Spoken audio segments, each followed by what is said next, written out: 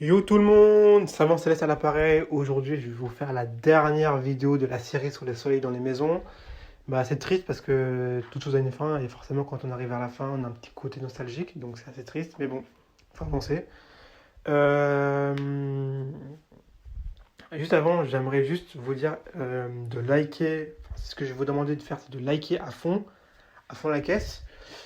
Si vous appréciez, ça me permet justement de vous produire plus de vidéos, d'être beaucoup plus euh, concentré dans ce que je fais et de vous abonner si vous ne l'êtes pas déjà. Moi, de votre côté, vous pouvez aussi me demander des choses. Hein. Il y a pas, c'est pas qu'à sens unique.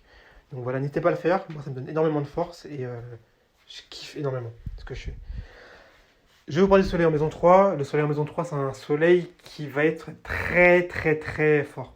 Je vous le dis d'avance, on est sur un soleil qui est très solide. Très solide. Donc les gens qui ont un soleil en maison 3, déjà, je vous le dis d'emblée, hein, vous êtes très bien nés. Enfin, vous êtes nés sous une très bonne, entre guillemets, étoile. Vous allez comprendre pourquoi. Et ça va être assez long la vidéo parce que c'est une vidéo où la maison 3 c'est quand même très très concret, enfin très consistant. Voilà. Alors, la maison 3, c'est entre guillemets, c'est une maison où on doit s'exprimer. On doit exprimer ce qu'on a en nous. On doit exprimer l'intérieur, donc on doit s'affirmer. Et des gens parfois ils vont vous dire ouais, affirme-toi un peu, vas-y, affirme-toi, n'aie pas peur. C'est les gens qui sont dans la maison 3. En fait, ils ne peuvent pas comprendre que vous n'arriviez pas à vous affirmer parce qu'eux, ils le font continuellement. Bref, petit aparté. Vous allez commencer à comprendre à quel point c'est fort la maison 3. C'est une maison où il y a beaucoup de force, c'est l'habilité à s'affirmer, l'habilité à extérioriser la force et avoir un impact sur les autres. Rappelez-vous, je vous dis que dans la maison 9, les gens qui sont dans la maison 9 euh, se demandent toujours entre guillemets, leur action, est-ce que leur action ont un impact, enfin, quel impact a leur action sur les autres. Vous voyez.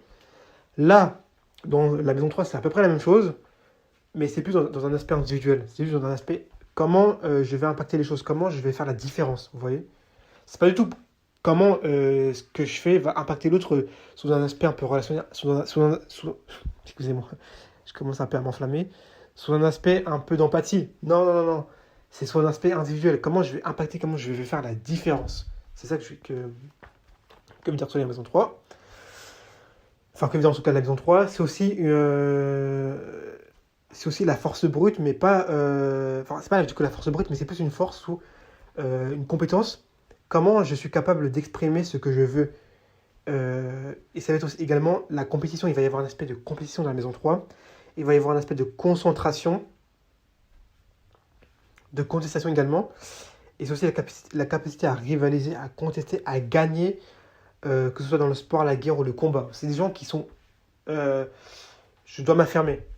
En fait, on est vraiment c'est très très lié quasiment au bélier en fait. Hein.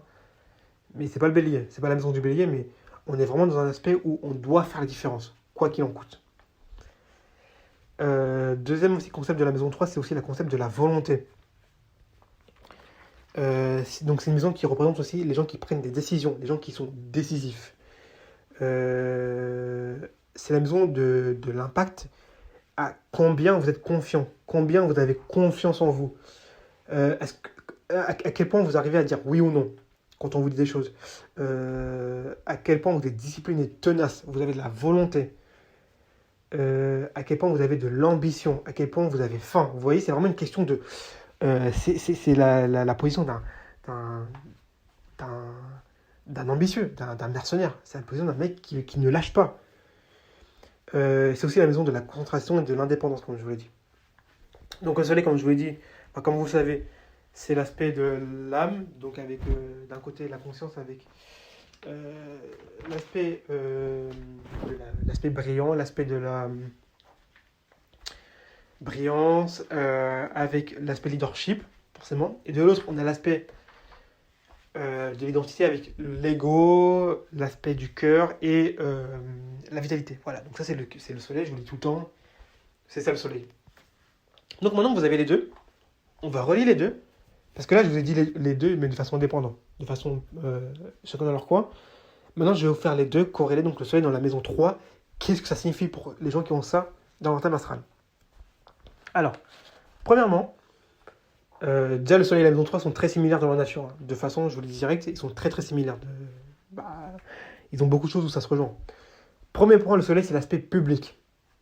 La maison 3, c'est la maison qui veut rendre les choses privées publiques. Comme je vous l'ai dit, c'est une maison où on veut extérioriser les choses, on veut s'affirmer. Ça vient de soi pour montrer aux autres qui on est. Vous voyez?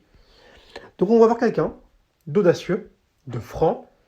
Ils peuvent être décrits comme des gens qui sont héroïques, sans peur, pas du tout timides, très directs. Ils sont forts et impactants. Ils auront une capacité de leadership en eux. Ils seront charismatiques et ils vont motiver les autres. Ce sont des gens qui motivent des troupes. Pourquoi ils motivent des troupes? Parce que déjà, ils se motivent eux-mêmes. Ils se motivent eux-mêmes. Ils sont indépendants. Donc forcément, ils vont, s'ils arrivent déjà à se discipliner eux-mêmes, à se motiver eux-mêmes, ils vont réussir à motiver une troupe. Voilà. Deuxième point, donc ça commence très bien. Deuxième point, le soleil, c'est l'ego. La maison 3, c'est la concentration. Donc, conclusion, ça donne quoi? Ils sont autosuffisants. Ils se motivent eux-mêmes, comme je vous l'ai dit tout à l'heure. Ils n'ont pas besoin des autres pour les inspirer. En fait, ce sont des gens qui sont déjà inspirés par eux-mêmes. Ils n'ont pas besoin d'avoir une figure ou quelqu'un pour les inspirer. Eux-mêmes, il les suffit. Ils sont déjà inspirés par leur propre vie ou même par eux-mêmes. Donc, ils sont déjà inspirants de facto. Ils ont leur propre désir. Ils n'ont pas besoin de l'approbation des autres. Ils font leur propre travail.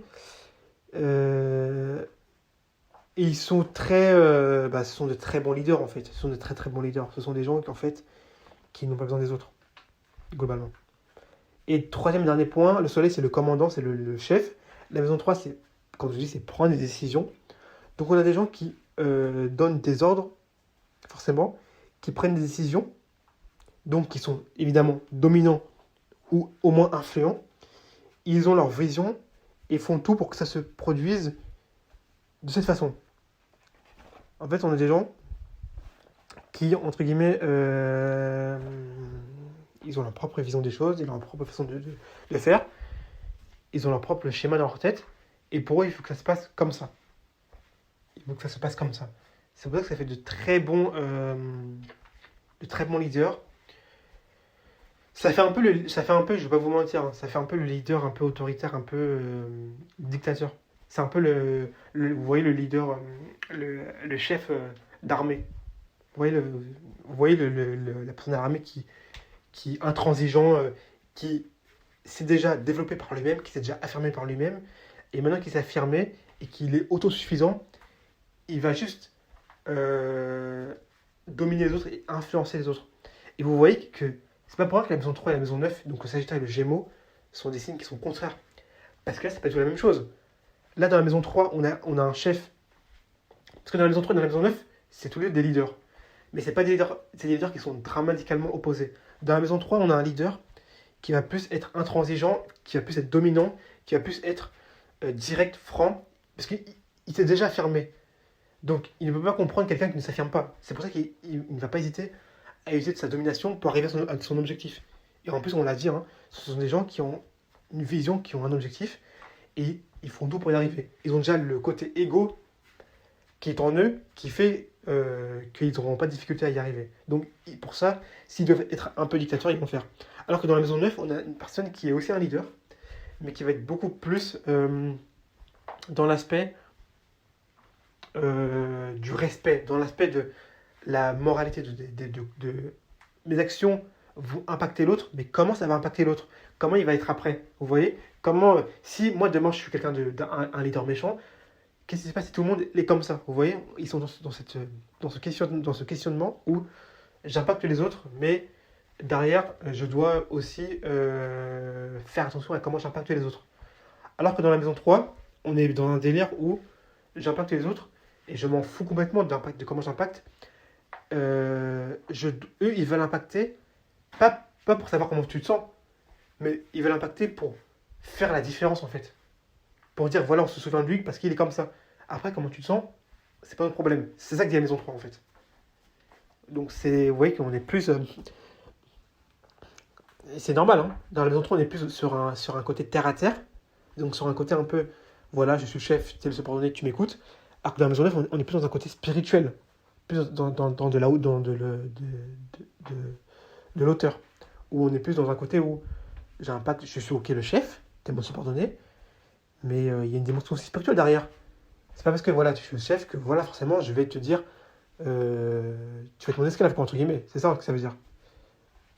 Être le chef ne veut pas dire être un esclave. Voilà, vous voyez, la maison de neuf se pose ce genre de questions-là.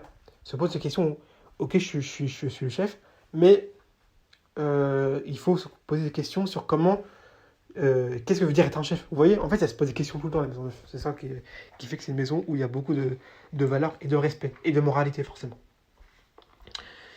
Et puis, normalement, pour la maison 3 bah, c'est tout. C'est une maison qui est forcément très très liée. Vous voyez, l'aspect franc, l'aspect où on a un chef de guerre. Pour moi, c'est vraiment l'aspect du chef de guerre. C'est l'aspect du chef de guerre où c'est un truc où on ne lâche rien. On ne lâche rien. C'est vraiment là, pour le coup, Solaire Maison 3 c'est vraiment le commandant. Voilà. C'est sur ça que j'ai terminé. C'est vraiment le commandant. Bah, j'ai fini la série sur le soleil dans les maisons. J'espère que vous avez pu apprécier à fond. On va entamer du coup pour la première fois une autre planète. Bah, je vous ai fait à fond moi le soleil. Ça a fait bizarre parce que j'ai quand même fait beaucoup de vidéos sur le soleil, donc bah, changer comme ça c'est toujours un peu nostalgique, mais bon, comme on dit, il faut avancer. Et puis voilà, on continue à fond ensemble et je vous aime.